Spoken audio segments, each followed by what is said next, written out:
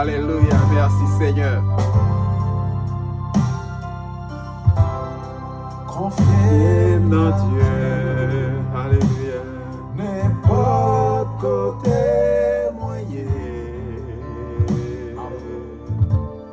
ni sous la terre, ni sous la mer troublée, dans toute la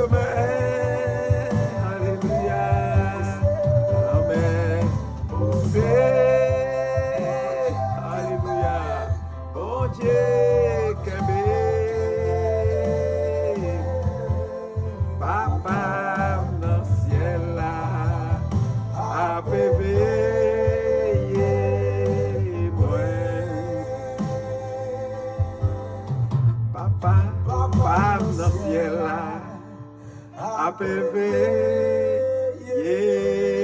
moi. Papa dans ciel là, apévé moi. Frère Maxime de le Seigneur soit que mon Dieu bénisse nous. Et nous remercions le Seigneur soit une fois de plus et pour l'opportunité, privilège qu'il a accordé avec nous et pour le faire nous côté table à soir une fois de plus pour nous capables de continuer à étudier ensemble la parole de Dieu. Et son opportunité, son privilège que bon Dieu a accordé avec moi et son opportunité, au privilège que bon Dieu a accordé avec moi à soir et pour nous capables sous plateau ça soir et pour nous capables de continuer à étudier la parole de Dieu. Et comme vous connaissez que nous avons commencé à étudier ensemble et nous avons continué à étudier ensemble. Et nous prenons ce temps pour saluer les frères et sœurs de l'église La Prophétie de Bethel. Et en même temps, nous prenons ce temps pour saluer les frères et sœurs des autres dénominations chrétiennes. Et que bon Dieu bénisse chacun de nous à soir. Et à soir, d'habitude, nous habitués de dire ça, que chaque monde qui est habitué à étudier avec nous, et non seulement il est capable de like vidéo, il est capable de partager vidéo, et ensuite il est capable d'encourager l'autre monde et participer avec nous dans l'étude. Ça, c'est l'étude sur le livre Révélation. Un livre Révélation que tout le monde remet assister et nous encourager et prendre temps pour nous capables d'étudier ensemble la parole de Dieu. À cela, nous pour l'étudier ensemble, c'est Révélation chapitre 21. C'est Apocalypse chapitre 21, Révélation chapitre 21. Et il y a à peu près 27 versets. Chapitre 21, il y a à peu près 27 versets. Et nous ne pouvons pas faire tout à ce avec nous, fait en deux parties. Et nous prenons premier 15 versets ensemble. Et ensuite, nous prenons reste dans l'autre étude que nous avons fait ensemble, toujours dans Apocalypse chapitre 21. Et à ce soir, frère Maxime, pas oublier, et moi dis nous ça déjà, et remet like vidéo ça, et ensuite et partager vidéo ça, et ensuite abonner avec Chanel là. Et encourager l'autre monde tout, abonner avec Chanel La Prophétie de Bethel là, de manière à ce que pour nous étudier ensemble la parole de Dieu. Nous, après nous finir avec le livre Apocalypse, nous pourrons faire différentes études ensemble, études bibliques ensemble, et pour nous capables de découvrir qui gagne dans la Bible là, et qui c'est la parole de Dieu, la parole inspirée de Dieu. Et à ce moment, nous pourrons commencer encore ensemble le chapitre 21. Et comme nous disons que souvent nous disons ça, il y a plusieurs visions eschatologiques dans différentes dénominations. Et tout ça nous va faire en tant que forum de débat. Et côté moun a positionné, mais nous faisons pour aider à ceux-là qui t'a souhaité recevoir un éclaircissement sur quelques passages bibliques. C'est pour ça exactement que nous faisons étude ça et pour nous capables découvrir quelques bagailles que nous t'arrêtons qu'on est. Et à ce moment, nous allons commencer avec vous, c'est dans le verset 1er du chapitre 21. Et c'est qui ça dit? Non, papa, petite là, avec cet esprit. Et le nouveau ciel et la nouvelle terre. Le nouveau ciel et la nouvelle terre. Et nous, le verset 1er du chapitre 21, n'appelons ensemble pour. Et puis, je vis un nouveau ciel, une nouvelle terre. Puis, je vis un nouveau ciel et une nouvelle terre. Car le premier ciel et la première terre avaient disparu. Et avaient disparu et la mer n'était plus. Et la mer n'était plus. M'appelez encore pour, puis je vis un nouveau ciel, une nouvelle terre. Car le premier ciel et la première terre avaient disparu. Et la mer n'était plus. Et à soi, nous allons regarder ensemble dans le texte ça. Ces gens qui n'ont vision ça, et depuis je vis. Ces gens qui ont parlé, ils ont vision, ils disent ouais, un nouveau ciel et une nouvelle terre. On regarde ensemble. Un nouveau, une nouvelle, il vient de mot grec et il est kainos. Kainos qui signifie frais, fraîche, frais, fraîche. C'est un nouveau ciel, ouais, kainos. Une nouvelle terre, toujours du mot grec kainos. Nouveauté ça, il mentionné, nouveauté ça que il mentionné, hein, il concernait l'aspect de la fraîcheur. L'aspect de la fraîcheur du ciel et de la terre. Et ce, dans la nouvelle condition rénovée. Et vous pas oublier que j'ai fait nous comprendre des fois, on dit la terre pourra disparaître. Non. La terre pourra disparaître, mais il dit dans le nouvelle condition rénovée, pour avoir une certaine rénovation de la terre. Parce que le pral dit, car le premier ciel et la première terre avaient disparu. Disparu, et il vient de mot grec qui signifie parechomé. Parechomé qui signifie passer. Passer. Parechomé qui signifie passer. Le ciel et la terre ne disparaîtront donc pas. Le ciel et la terre pas disparaître. Je vais vous comprendre littéralement, je vais vous prendre le texte là, le ciel et la terre pas disparaître littéralement. Mais la passer de une condition à une autre condition. La passer de une condition à une autre condition. Mais la terre pas disparaître. Alors, si nous regardons, il dit le ciel et la terre ne disparaîtront pas littéralement, mais ils passeront d'une condition à une autre. Et lorsque nous regardons, et il dit le ciel et la terre passeront. Là, nous regardons Luc 21, le verset 33, il dit le ciel et la terre passeront, du mot grec parechomé, mais mes paroles ne passeront. Point. C'est toujours passeront, c'est toujours parechomé toujours. Selon Luc 21, le verset 33.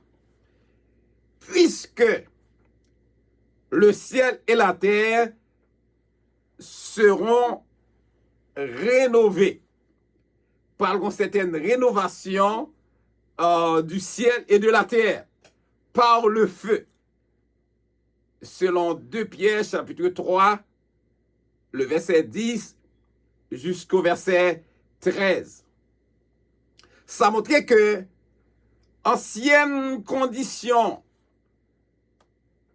la terre, le ciel et la terre, on va dire de la terre, ancienne condition, leur ancienne condition contaminée, qui était contaminée par la chute,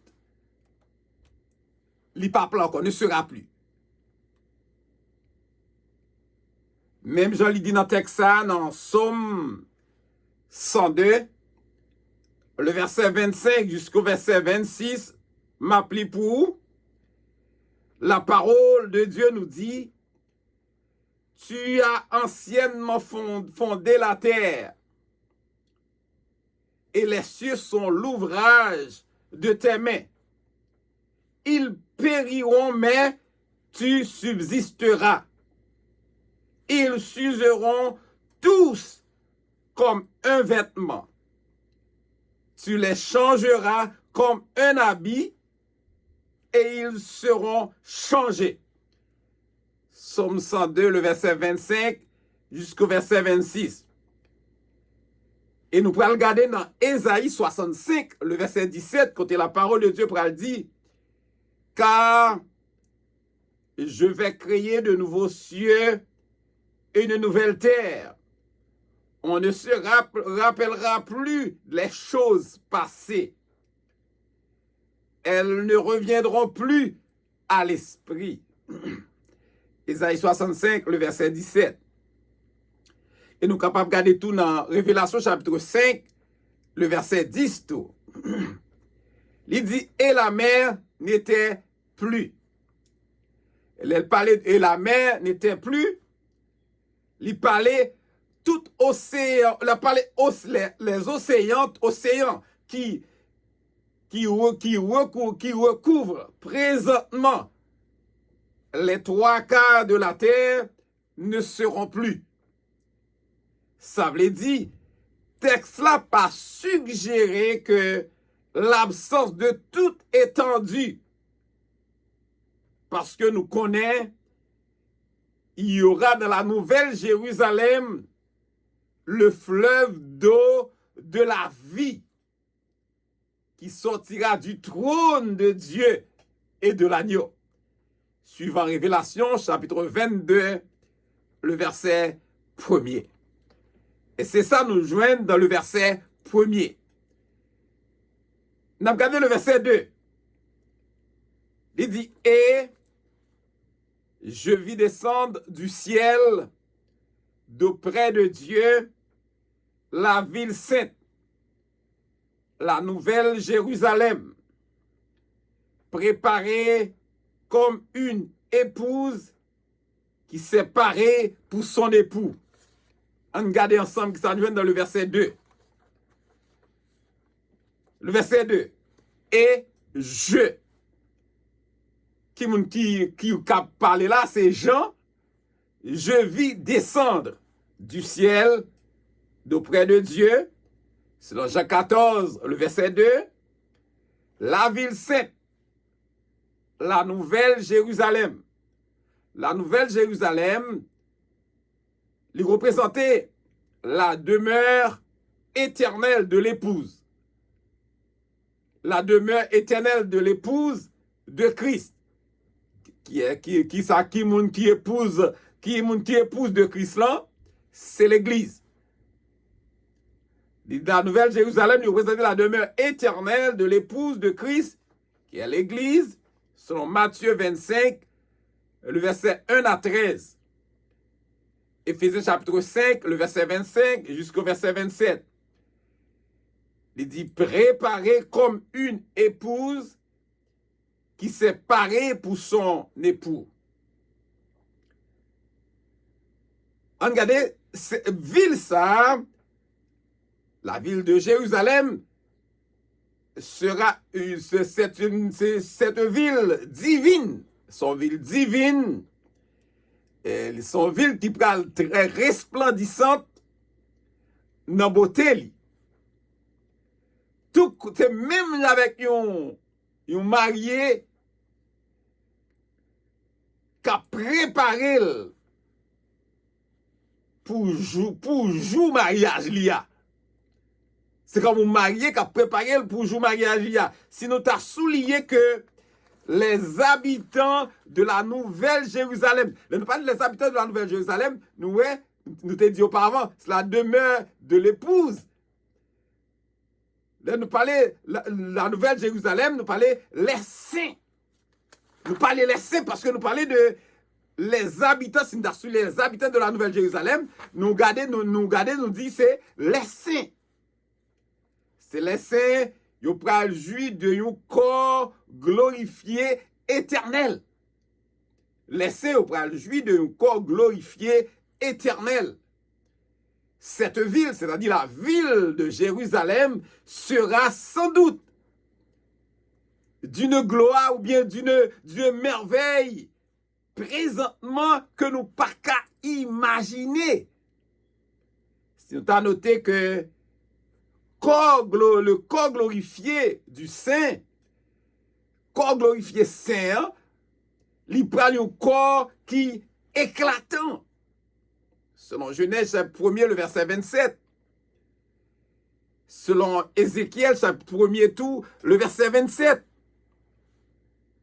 Il pral dire, c'est un l'homme dit corps glorifié, il pas corps éclatant, il pral sembler corps ça pral sembler avec même corps Jésus te gagné après résurrection. Corps glorifié ça. Selon Romains chapitre 8, le verset 29 jusqu'au verset 30. Son corps qui reconnaissable et tangible. Selon Matthieu 28, le verset 9, c'est un corps que son corps capable de manger. Ou capable de manger avec lui. Luc 24, le verset 41 jusqu'au verset 43. Son corps cap illimité par la dimension physique. Selon Jean chapitre 20, le verset 26. Son corps capable de disparaître selon la volonté du Saint. Son corps capable de disparaître selon la volonté du Saint.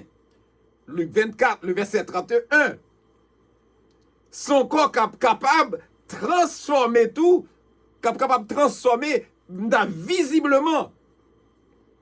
Selon Marc chapitre 16, le verset 12, comme texte de référence.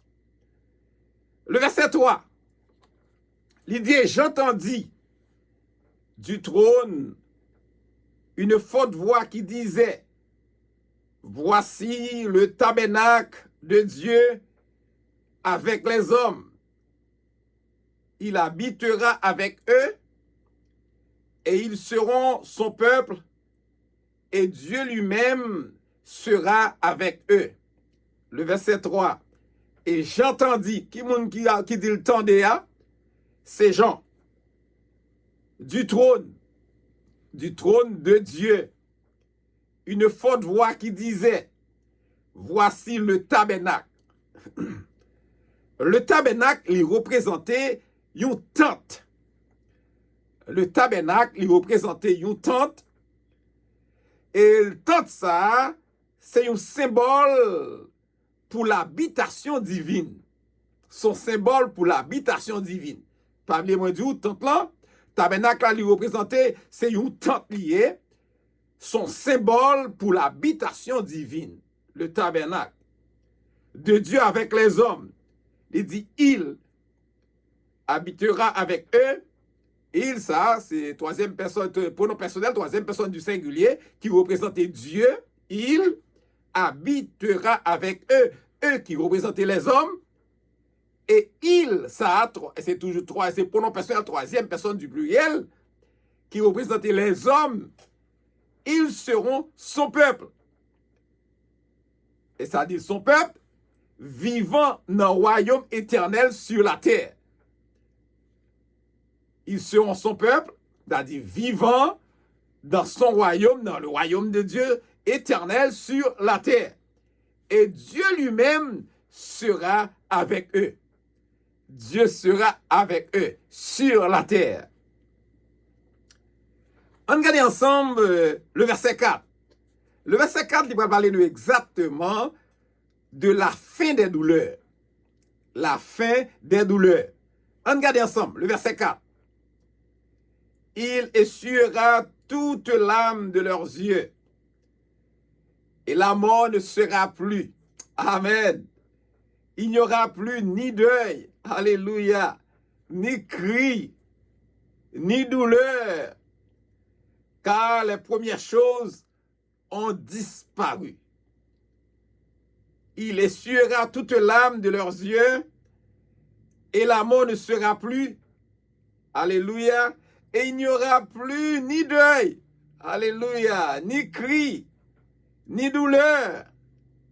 Car les premières choses ont disparu. Amen. On regarde ensemble, quatrième passage, verset 1. Il, c'est toujours pronom personnel, troisième personne singulière qui représentait Dieu. Il essuiera toute l'âme de leurs yeux. Ça montre nous que la tristesse disparaîtra. Toute tristesse vient pour disparaître éternellement. Amen. Pas de tristesse encore. C'est ça qu'il dit. Il essuiera toute l'âme de leurs yeux. toute tristesse a disparaître éternellement. Et la mort ne sera plus. La mort pas exister encore. Il pas là encore. On regarde ensemble. Nous allons regarder la question posée par l'apôtre Paul. Question ça que t'es posée l'apôtre Paul. Que l'apôtre Paul t'est posé, il dit, ô mort, où est ta victoire? Ô mort, où est ton aiguillon? Cette question-là sera finalement, alléluia, répondue. Finalement répondue. La vie divine, la vie qui sortit dans mon Dieu, pour chasser la mort en permanence. La vie qui sortit dans mon Dieu, pour chasser la mort en permanence. C'est ça fait dire, et la mort ne sera plus. Regardez, il n'y aura plus ni deuil, amen, ni cri, amen, ni douleur, amen. Pour qui ça? Comme le péché ne sera plus, comme Pape Gessa ou les péchés encore, ça veut dire souffrance qui reliée, qui permet que vigne sa souffrance qui relié avec ça les péchés, ça lié, il peut disparaître également. Si péché par là, souffrance qui relie à péché, la disparaît également. Son bagage normal. Car les premières choses ont disparu. Car les premières choses ont disparu. Regardez, les premières choses ont disparu.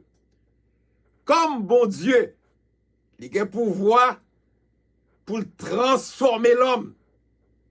Selon 2 Corinthiens, comme texte de référence 2 Corinthiens 5, 17, lui-même, tout le même pouvoir, ça tout pour transformer aussi la terre dans un paradis éternel. Tout comme même Jean il te prévoit ça en Éden pour Adam et même Jean il te prévoit ça pour Adam et Ève. Et c'est comme ça tout, il prend transformer la terre dans un paradis éternel. Même Jean il prévu ça pour Adam et Ève en Éden. Selon Genèse chapitre 2, le verset 8. Le verset 5. On regarde le verset 5 ensemble. Et celui qui était assis sur le trône,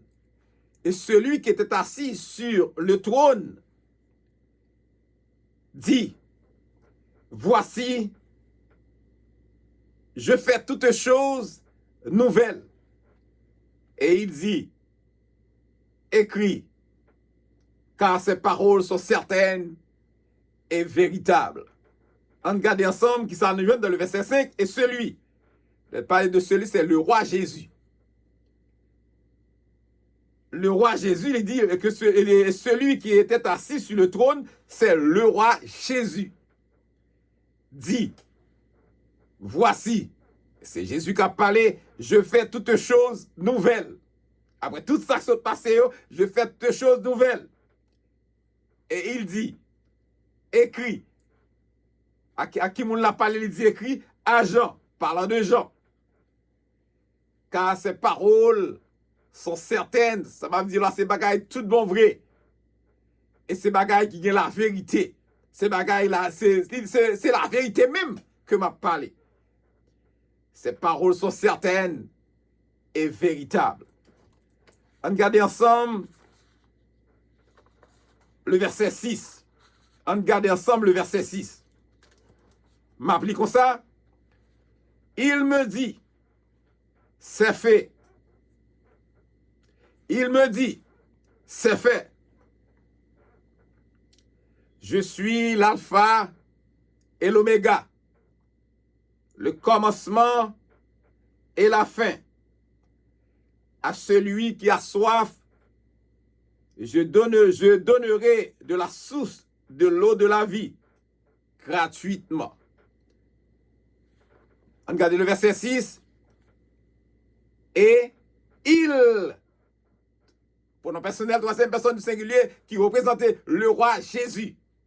Il me dit, il fait référence à Jean. Jésus qui a parlé à Jean. C'est fait. Puisque Dieu n'est aucunement limité par la dimension du temps. Nous connaissons très bien que bon Dieu pas limité à la dimension du temps. Il existait à l'extérieur de la dimension du temps. Déclaration, ça, ce sont des déclarations qui paraissent, ce sont des déclarations prophétiques en nature. Mais selon sa sainte et parfaite vision divine, ça veut dire, pour lui-même, tout est déjà accompli, toute bagaille est déjà accomplie. Selon le roi Jésus. C'est ça que fait le bras dit, puis devant. Je suis l'alpha. Amen. C'est le roi Jésus. Je suis l'alpha. L'alpha, c'est la première lettre de l'alphabet grec. L'alpha. Et l'oméga. L'oméga, c'est la dernière lettre de l'alphabet grec. À Révélation chapitre 1er, le verset 8, comme texte de référence. Le commencement. Regardez le commencement. Jésus est à l'origine de toutes choses. Jésus est à l'origine de toutes choses. Regardez le commencement. Il est lui-même l'agent de la création. Il est lui-même l'agent de la création. Lorsque nous regardons les textes de référence, Jean chapitre 1er, le verset 3. En parlant de Jésus, nous sommes capables de lire comme ça. En parlant de Jésus, nous sommes capables de lire, on regarde les textes de référence ça, Colossiens, chapitre 1er, le verset 15 jusqu'au verset 17. Nous prenons lire comme ça. Lorsqu'on a parlé de Jésus, on a parlé le commencement, Jésus. Il a l'image de Dieu invisible. Il a l'image de Dieu invisible. Selon Colossiens 1er, le verset 15-17, il a l'image du Dieu invisible. Le premier-né de toute la création. Car en lui ont été créées toutes les choses qui sont dans les cieux et sur la terre. Les visibles, les invisibles, trône, dignité, domination, autorité. Tout a été créé par lui et pour lui. Il est avant toute chose et toute chose subsiste en lui. Colossiens chapitre 1er, le verset 15 jusqu'au verset 17. Et si nous t'avons remarqué que le titre premier-né, qui ça l'indiquait? Le titre premier-né, l'indiquait ça relait la prééminence d'une personne dans une famille. Titre premier-né, il représentait, il indiquait ça relait la prééminence d'une personne dans une famille, c'est-à-dire l'héritier. Titre ça, l'y appliqué à Christ dans son humanité, en tant qu'humain, Christ en tant que monde. Titre ça, l'y appliqué bien à Christ dans son humanité. Lui-même, lui qui a la prééminence sur tous les hommes. Lui-même qui a la prééminence sur tous les hommes. Et nous prenons joindre titre ça à tout, l'y attribué non pas seulement à Jésus, titre premier-né ça, l'y attribué à d'autres figures dans la Bible. L'y attribué à l'autre monde dans la Bible, à l'autre visage dans la Bible. tel que à Ruben, il est attribué à Ruben, selon Genèse chapitre 49, le verset 3. Et il est attribué à David tout, selon Psaume 89, le verset 28. Il dit, et à la fin, je suis le commencement et la fin. C'est Jésus. À celui, lorsqu'il dit à celui qui a soif, ça fait nous réfléchir sur un passage biblique qui est très important. À celui, fait me sentir quiconque. Jean 3,16. Car Dieu a tant aimé le monde qu'il a donné son Fils unique, afin que quiconque croit en lui ne périsse point, mais qu'il ait la vie éternelle. C'est là le dit à celui quiconque, Jean 3,16, qui a soif. Qui a soif. Son offre qui est disponible présentement à celui qui a soif. Amen. À celui qui a soif. Amen. C'est une offre qui est disponible pendant que je parle là. Amen. Son offre qui est disponible pendant que je parle là présentement.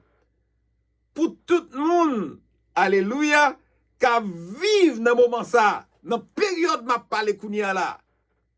Son offre qui est disponible pour tout le monde qui vivent dans le moment parler là, qui est dans la période de la grâce. À celui qui a soif. Amen. Période de la grâce. Son offre que on doit recevoir ce soir. Offre ça est disponible. Pendant que je parle là, à tout le monde qui vit dans la période de la grâce, je donnerai, amen, le roi Jésus, je donnerai, le roi Jésus qui parle, je donnerai de la source, de l'eau de la vie. Selon Jean 4, le verset 14, comme texte de référence, gratuitement, sans payer, sans sécombre, son offre qu'on recevra sans payer. Amen. Selon Ésaïe 55, le verset 1 jusqu'au verset 2. On regarde le verset 7. Celui qui vaincra héritera ces choses. Je serai son Dieu et il sera mon fils. On regarde ensemble. Le verset 7. Celui qui vaincra. Elle parlait de celui qui vaincra dans le verset 7. La parlé de l'enfant de Dieu, petit bon Dieu, yo, qui persévérait, qui conservait la foi yo, dans l'œuvre de la croix. Amen. Qui croit que Jésus était mort pour yo à la croix. Héritera.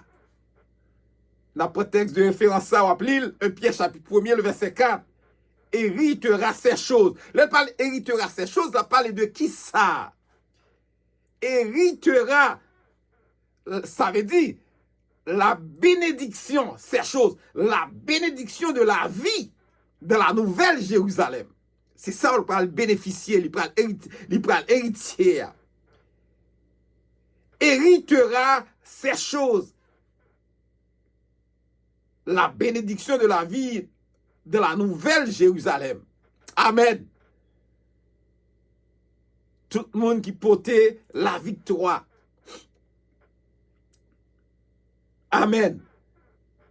Je serai son Dieu. Et Jésus qui parle, encore Jésus qui parle, je serai son Dieu. Et il, l'enfant de Dieu, le vainqueur, amen, amen, le vainqueur sera mon fils. M'a dit nous à soir, bon Dieu révélé à nous-mêmes en tant que Dieu existant en trois personnes. Bon Dieu révélé à nous-mêmes en tant qu'un Dieu existant en trois personnes. Le Père, le Fils et le Saint-Esprit. La question se pose, est-ce possible que Jésus soit non seulement notre Dieu, mais aussi notre Père? On regarde ensemble. Tout d'abord, le Seigneur Jésus est décrit de différentes manières. Le Seigneur Jésus est décrit de différentes manières. Afin pour le capable révéler certaines dimensions de relation nous avec lui. Par exemple, pour nous garder Jésus qui est l'époux. Jésus l'époux. Ça le soulier l'intimité spirituelle disponible pour tous les saints. Jésus l'époux. Il soulier l'intimité spirituelle disponible pour tous les saints. Nous avons regardé Jésus le frère. Nous avons Jésus l'époux, Jésus le frère. Hébreux 2, le verset 11. Il soulier ça son identification à l'humanité en tant que frère. Son identification à l'humanité. Le titre de père, quoique différent de Dieu le Père, les souliers qui s'alliaient, les souliers ça le rôle paternel de Jésus sur la terre en tant que roi. Amen. Amen. Ça fait nous pral joindre dans Ésaïe 9, le verset 5. Alléluia, gloire à Dieu. Car un enfant nous est né, un fils nous est donné, et la domination reposera sur son épaule. Amen. On l'appellera admirable, conseiller, Dieu puissant, Père éternel, prince de la paix. Amen. Amen. Amen. On regarde le verset 8. Mais pour les lâches, les incrédules, les abominables, les meurtriers, les impudiques, les enchanteurs, les idolâtres et tous les menteurs, le part sera dans les temps ardents de feu et de soufre, qui est la seconde mort, la mort éternelle. On regarde ensemble le verset 8. Mais pour les lâches, les incrédules, on dit les incroyants, les abominables, les sales, les dépravés, les meurtriers, les impudiques, les débauchés, les enchanteurs, les magiciens, ah mais c'est vrai, les idolâtres et tous les menteurs. Le part sera dans l'état ardent de feu et de soufre, qui est la seconde mort, la mort éternelle. Les hommes qui vivent selon la chair, c'est-à-dire les pécheurs, selon 1 Corinthiens chapitre 6, le verset 9 jusqu'au verset 10, Galates chapitre 5, le verset 19 jusqu'au verset 21, pral joignent, se retrouveront dans les temps de feu. Selon Révélation chapitre 20, le verset 10, il parlait dans les temps ardents de feu et de soufre, qui est la seconde mort, la mort éternelle. Pas aucune chance. C'est la mort éternelle. On regarde le verset 9. Dans le verset 9, je vais montrer exactement, au cours de ces Jacques recevoir vision, je vais montrer exactement la gloire de la nouvelle Jérusalem. Le verset 9. Puis un des 7 anges qui tenait les 7 coupes remplies des 7 derniers fléaux, vint et il m'adressa la parole en disant, viens, je te montrerai l'épouse, la femme de l'agneau. Amen. Puis, il dit un des 7 anges. C'est-à-dire un ange des 7 anges. Un messager. Des 7 anges, des messagers de Dieu. Là, il dit un ange, c'est un messager de Dieu. Là, il dit 7 anges, c'est des messagers de Dieu. Plus précisément, lorsque on parle des messagers de Dieu, plus précisément des frères, des compagnons de service. Amen. Selon Révélation chapitre 19, le verset 9 jusqu'au verset 10. Il dit, qui tenait les 7 coupes remplies des 7 derniers fléaux. Selon Apocalypse, Révélation chapitre 15, le verset 7. Là, nous lisons après ça.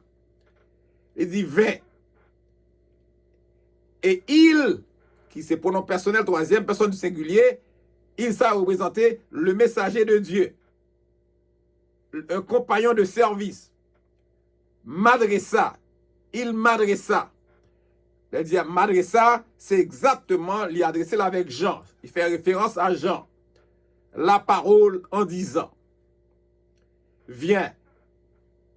L'ange a lancé une invitation avec Jean, il dit, Jean, vini. Et c'est lorsqu'il dit, viens, le compagnon de service, il invite Jean pour Jean, vini. Vini pour faire qui ça? Pour la nouvelle Jérusalem. Amen, la nouvelle Jérusalem. Je te montrerai l'épouse, la femme de l'agneau. L'un dit, je te montrerai l'épouse et la femme de l'agneau. Ils font simplement, alléluia, ils font rappel. Ils font rappel de l'œuvre salvatrice à la croix.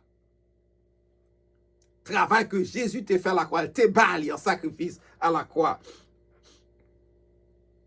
Puisque l'épouse de Christ, l'Église, amen, qui t'est préparée pour Marie, pour époux, c'est lui-même qui peut habiter, amen, la nouvelle Jérusalem.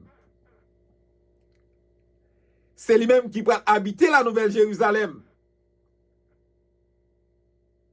Compagnon de service là, l'ange là, lui relier et caractériser la ville là à ses habitants, à habitants liés.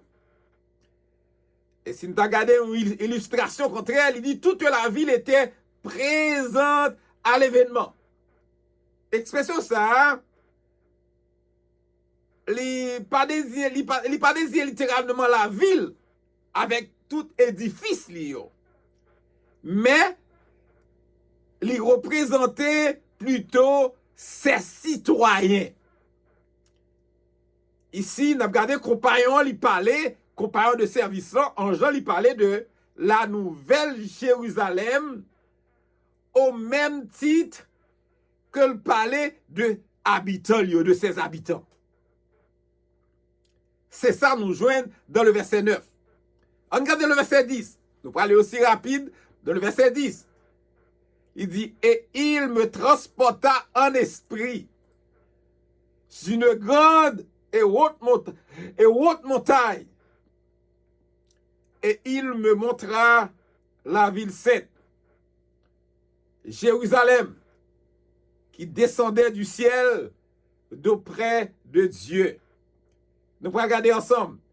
Il dit, et à la gloire de Dieu. Amen. Et il, c'est toujours le messager, le compagnon de service, me transportant en esprit. Il fait référence à Jean, me fait référence à Jean. Il me transportant en esprit. Transportant en esprit, son expérience dans un visionnaire spirituel. C'est comme si vous sentiez en extase. sur une grande et haute montagne. Et ça veut dire qu'il fait une identification ça, il décrit le sommet de la Nouvelle Jérusalem. Il dit une ville qui est parfaitement carrée à ses bases. Et il me montra la ville sainte, Jérusalem, qui descendait du ciel, d'auprès de Dieu. Jean a dit, il a fait vision de la descente de la nouvelle Jérusalem sur la terre. Et vision, ça Jean fait, oui. A fait vision de la nouvelle Jérusalem qui descend sur la terre. Le messager, l'ange, ou bien compagnon de service là, li amené li au sommet de la ville. Pendant la permettre li ouais. Côté ville là, li installé sur la planète Terre. Amen. Il dit, ayant la gloire de Dieu. Puisque le Dieu de gloire, amen, habite la ville. Alléluia. Puisque le Dieu de gloire habite la ville. Dieu est la lumière. Toute autre lumière perd obligatoirement son éclat. Toute l'autre lumière, ou pas toute l'autre, pas l'autre lumière, pas lumière yo. Parce que Jésus, parce que bon Dieu, le Dieu de gloire, habite la ville. Toute autre lumière perd obligatoirement son éclat. Amen. Alléluia. Merci Seigneur. Le verset 11. Son éclat était semblable à celui d'une pierre très précieuse, d'une pierre de jaspe, transparente comme du cristal. N'a regardé, son éclat, la part de la ville de Jérusalem, éclat, était semblable à celui d'une pierre très précieuse, d'une pierre de jaspe, transparente, la part transparente, couleur dans les tons verts, non couleur couleur verte, comme du cristal transparent. Le verset 12. Elle avait une grande et haute muraille. Elle avait une grande et haute muraille. Elle avait 12 portes. Et sur les portes, 12 anges. Et des noms écrits. Des noms écrits ceux des 12 tribus des fils d'Israël. On regarde ensemble. Nous ne pouvons pas les trop de texte, le verset 12. Elle, qui représentait, elle avait une grande et haute muraille. La palais de la ville de la nouvelle Jérusalem. Elle là, c'est c'est pronom personnel, troisième personne du singulier. Et elle, qui représente la nouvelle Jérusalem, avait une grande et haute muraille. Et il parlait exactement, puisque les dimensions de la cité céleste, comme il décrit au verset 16, nous étions déjà au verset 16. Une cité révélée, fondation, au carré. Une fondation carrée. Ok? On regarde encore, il dit, avait 12 portes. Elle avait 12 portes. La muraille, c'est-à-dire ça, la muraille de la Nouvelle Jérusalem, il y a ça, 12 portes. 3 portes sur tout ça, dit, là, il dit 12 portes là, 3 portes, ou joignent 3 portes dans chaque mur. 3 portes dans chaque mur. 3 portes se retrouvent sur chacun des 4 murs. 3 portes se retrouvent sur chacun des 4 murs. Les vignes by 12 portes en tout. Et sur les portes, 12 anges. Et sur les portes, 12 anges. Là, il dit 12 anges. Là, il souligne la majesté. La majesté de la ville. Il parlait sur les portes 12 anges, il souligne la majesté. La majesté de la ville. Il dit, et des noms écrits. On regarde ensemble. Des noms écrits qui fait nous citer nos saillots, parce que ceux des 12 tribus des fils d'Israël. Regardez, des noms écrits, Judas, Ruben, Gad, Azer, Nephtali, Manassé, Siméon, Lévi, Issachar, Zabulon, Joseph, Benjamin. Selon Révélation chapitre 7, texte de référence, Révélation chapitre 7, le verset 5 jusqu'au verset 8. Il dit, et ceux des 12 tribus des fils d'Israël. 12 tribus des fils d'Israël. Il dit, Israël fut l'apôtre. Israël fut l'apôtre par laquelle le salut est entré aux hommes perdus.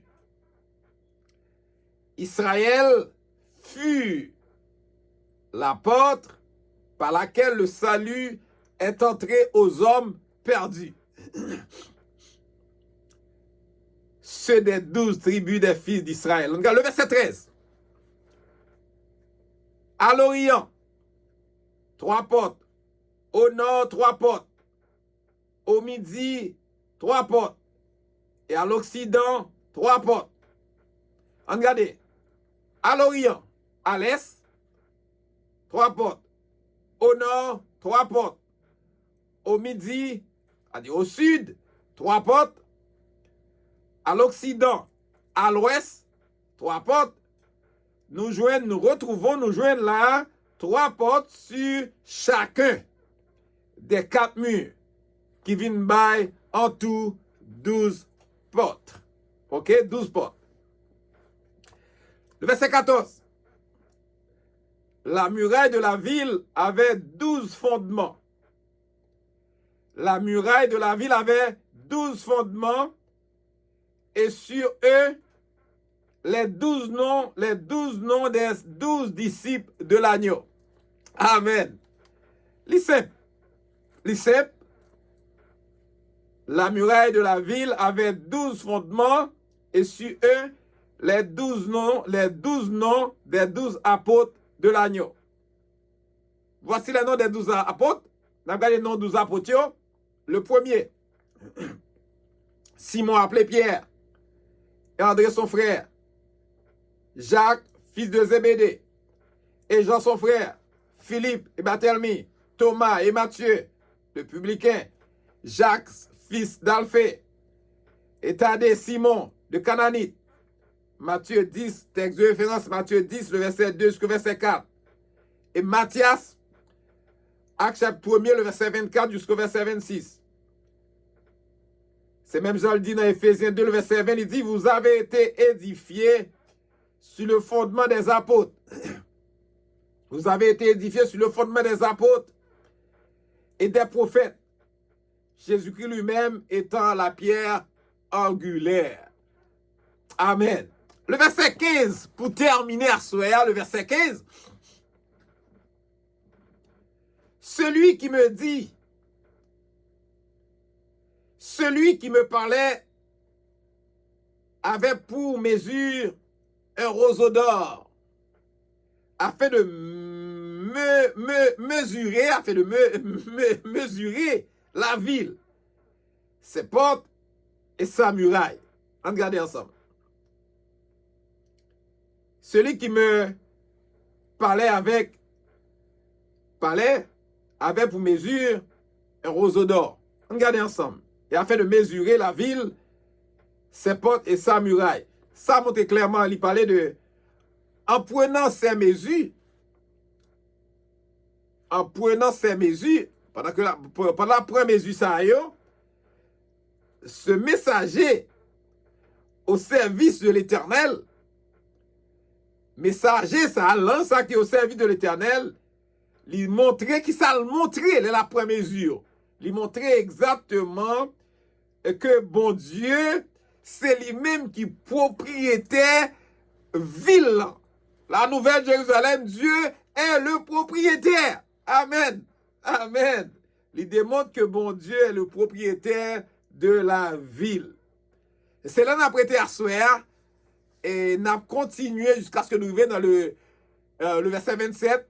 Dans l'autre étude, on a fait dernier et jusqu'à ce que nous avons commencé dans le verset 16 jusqu'au verset 27 dans l'autre étude que nous allons faire.